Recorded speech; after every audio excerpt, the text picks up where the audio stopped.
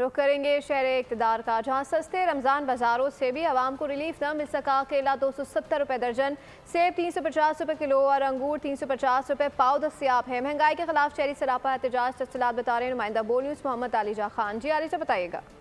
रमज़ानुल मुबारक के पुरमसरत मौके पर आवाम की सहूलत के लिए इस्लामाबाद में मुख्तलिफ मकामात पर सस्ते रमज़ान बाज़ार तो लगाए गए हैं, लेकिन उन रमज़ान बाज़ारों में जो अशाए खुरनोश की कीमतें हैं वो आसमानों से बातें कर रही हैं।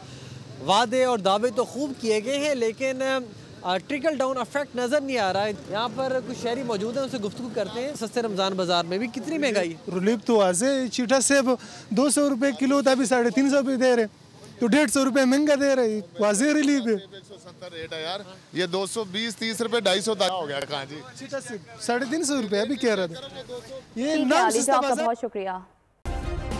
सब्सक्राइब करें और बेल दबाएं ताकि कोई खबर रह न जाए।